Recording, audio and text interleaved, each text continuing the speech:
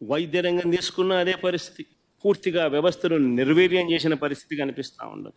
పేదవాడికి, మధ్యతరగతి వాడికి ఒక ఆసరాగా నిలబడింది వైఎస్ఆర్సీపీ ప్రభుత్వం.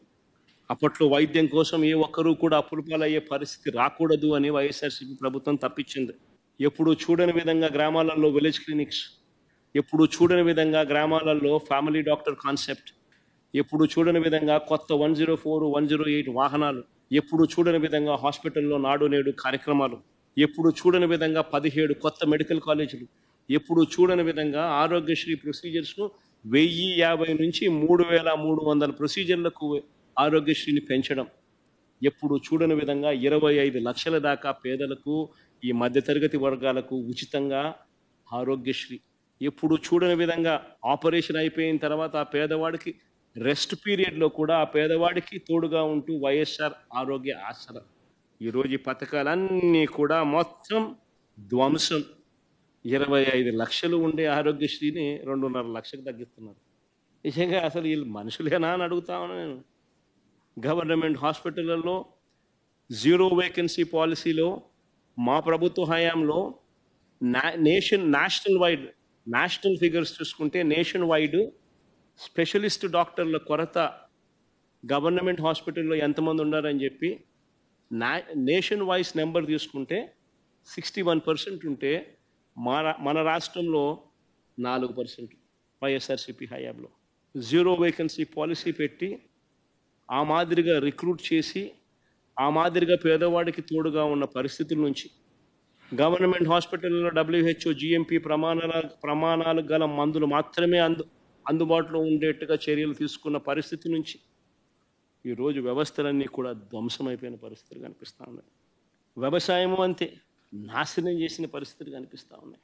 విత్తనం నుంచి పంట పండిన తర్వాత రైతు అమ్ముకునే పరిస్థితి వరకు ప్రతి అడుగులోనూ రైతుని చేయి పట్టుకొని నడిపించిన ప్రభుత్వం వైఎస్ఆర్సీపీ.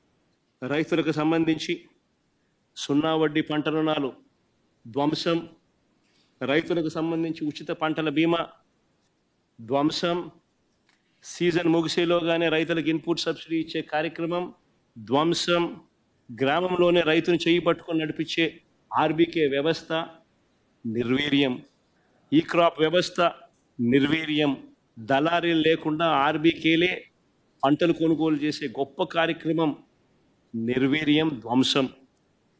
ఆర్బీకేల ద్వారా నాణ్యమైన విత్తనాలు, నాణ్యమైన పురుగుల మందులు, నాణ్యమైన ఎరువులు ఆర్బీకేల ద్వారా రైతులకు గ్రామంలోనే అందుబాటులో ఉండే కార్యక్రమం ఈరోజు ధ్వంసం, నిర్వీర్యం. పాల వెలువ కార్యక్రమం ద్వారా మార్కెట్లో కాంపిటీషన్ క్రియేట్ చేసి సహకార రంగంలో ఎప్పుడూ చూడని విప్లవాత్మక మార్పులు తీసుకొస్తూ అమూల్ లాంటి సంస్థను ఆంధ్ర రాష్ట్రానికి తీసుకొచ్చి సహకార రంగంలో ఒక విప్లవం తీసుకొని వచ్చి ఏకంగా అమూల్ రావడంతో డైరీలో ఒక కాంపిటీషన్ క్రియేట్ అయ్యి పాల రేట్లు 7 సార్లు పెరిగాయి. అమూల్ రాకతో ఏకంగా గేదె పాలు 18 రూపాయల 29 పైసలు పెరిగింది. ఆవు పాలు ఏకంగా 9 రూపాయల 49 పైసలు పెరిగింది. ఆ పరిస్థితి నుంచి ఈరోజు చంద్రబాబు నాయుడు వచ్చిన తర్వాత అమూల్ను ఒక పద్ధతి ప్రకారం లేకుండా చేస్తూ ఉన్నారు. హెరిటేజ్ లాభాల కోసం రైతులను, పాలు పోస్తూ ఉన్న రైతులను పూర్తిగా వాళ్ళ బతుకులు చిన్నాభిన్నం చేస్తూ ఉన్నాడు చంద్రబాబు. మిర్చి రైతుల విషయంలో కూడా ఎప్పుడు చూడని మోసాలు చూస్తూ ఉన్నాం. మిర్చి రైతుల విషయంలో గారెడీలు, మోసాలే కనిపిస్తూ ఉన్నాయి. ఒక్క రైతు నుంచి కూడా 40 రోజుల నుంచి మీరు అంతా చూస్తున్నారు. 40 రోజుల నుంచి మన కళ్ళ ఎదుటే కనిపిస్తూ ఉంది మిర్చి రైతుల అవస్థలు. మిర్చి రైతులు పంట అమ్ముకోలేని పరిస్థితి, గిట్టుబాటు ధరలు లేక రైతులు అవస్థలు పడుతూ ఉన్న పరిస్థితి మన కళ్ళ ఎదుటే కనిపిస్తూ ఉంది. 40 రోజుల నుంచి పరిస్థితి జరుగుతూ ఉన్నా కూడా ఇంతవరకు ఒక్క రైతు నుంచి కనీసం 1 కేజీ మిర్చి కూడా చంద్రబాబు నాయుడు ఇంతవరకు కొనుగోలు చేయలే. కొనుగోలు చేయకపోగా ఏమంటాడు అసెంబ్లీలో? గవర్నర్ గారి ప్రసంగంలో ధన్యవాదాలు చెప్పే తీర్మానంలో చంద్రబాబు గారే మాట్లాడుతూ మిర్చి విషయంలో మార్కెట్ ఇంటర్వెన్షన్ చేయడం లేదంటూ ఆయన చెప్తాడు. అదే బడ్జెట్ ప్రసంగంలో అగ్రికల్చర్ మినిస్టర్ రాష్ట్ర ప్రభుత్వం మాట్లాడుతూ రాష్ట్ర ప్రభుత్వం మార్కెట్లో జోక్యం చేసుకొని పరిష్కారం చూపించేశామంటూ ఆయన మాట్లాడతాడు. ఎవడికి పరిష్కారం చూపించాడు? ఎవడి దగ్గర కొనుగోలు చేశారు?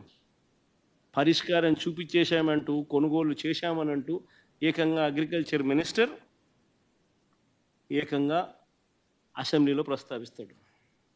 బడ్జెట్లో చూస్తే ధరల స్థిరీకరణ నిధి కింద 300 కోట్లు కేటాయించారు. 300 కోట్లు ప్రతిపాదించారు. నేను అడుగుతా ఉన్నా, అదే వైఎస్ఆర్సీపీ హయాంలో మా ప్రభుత్వంలో ఏకంగా 3,000 కోట్ల రూపాయలు ధరల స్థిరీకరణ నిధి కేటాయించి ఏకంగా వరి కాక ధాన్యం కాక 7,800 కోట్ల రూపాయలు ఖర్చు చేసి ఇతర పంటలు కొనుగోలు చేసి రైతులకు తోడుగా ఉన్నాం. పెద్ద పెద్ద పోస్టర్లు ఆర్బీకేలో పెట్టేవాళ్ళం. సీఎం యాప్ అని continuous monitoring of agricultural price and produce అని ఆర్బీకేల ద్వారా జరిగేది. ఎక్కడ ఏ ఆర్బీకే పరిధిలో అయినా కూడా ఏ పంట అయినా కూడా రైతు నష్టపోయే పరిస్థితిలో ఉంటే ప్రభుత్వం ఇంటర్వ్యూన్ అయ్యి కొనుగోలు చేసి మార్కెట్లో కాంపిటీషన్ క్రియేట్ చేసి ఆ రేట్లు పెరిగేట్టుగా చేసింది.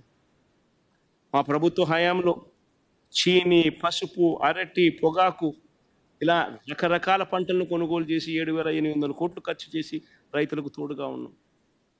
ధాన్యం కొనుగోలుకు మరో 65,000 కోట్ల రూపాయలు ఖర్చు చేసాం. అదొక రికార్డు.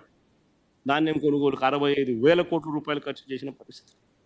ఈరోజు చంద్రబాబు నాయుడు అధికారంలోకి వచ్చిన ఈ 10 నెలల కాలంలోనే మొన్ననే చూసాం, ధాన్యం కొనుగోలులో ఏ రైతుకు కూడా గిట్టుబాటు ధర రాల. కనీసం 300 రూపాయలు రైతు తక్కువ రేటుకు అమ్ముకోవాల్సిన పరిస్థితిలో రైతు అమ్ముకోవాల్సిన పరిస్థితి వచ్చింది. ధాన్యం పరిస్థితి అదే, మిర్చి పరిస్థితి అదే, టమాటో పరిస్థితి అదే, పత్తి పరిస్థితి అదే, మినుముల పరిస్థితి అదే, కందులు పరిస్థితి అదే, పెసలు పరిస్థితి అదే. ఈ పంటలకన్నిటికీ కూడా ఏ పంటకు గిట్టుబాటు ధర లేదు. రైతు అవస్థల్లో ఉన్నాడు. రైతుకు ఆదుకోవాల్సిన పరిస్థితిలో చంద్రబాబు నాయుడు గారు నిమ్మకు నీరెత్తినట్టుగా చంద్రబాబు నాయుడు ఏమాత్రం కూడా పట్టించుకోని పరిస్థితి ఈరోజు మనం చూస్తూ ఉన్నాం. ఈరోజు అప్పట్లో వైఎస్ఆర్సీపీ ప్రభుత్వ హయాంలో కుల వృత్తులను నమ్ముకునే వారికి ఎప్పుడూ జరగని విధంగా తోడుగా నిలబడ్డ పరిస్థితి. స్వయం ఉపాధిని ప్రోత్సహిస్తూ వారందరికీ అండగా ఉన్న పరిస్థితి. ఇంతకుముందు వైఎస్ఆర్సీపీ ప్రభుత్వంలో జగనన్న చేదోడు, జగనన్న తోడు, వైఎస్ఆర్ లానేస్తం, వైఎస్ఆర్ వాహనమిత్ర, వైఎస్ఆర్ నేతన్న నేస్తం, ఈ పథకాలన్నీ కూడా ఈరోజు పూర్తిగా రద్దయిపోయిన పరిస్థితులు. మత్స్యకార భరోసా పథకం కూడా నేరేడు సంవత్సరం ఎగరగొట్టిన పరిస్థితిని మనం అంతా కూడా చూసాం.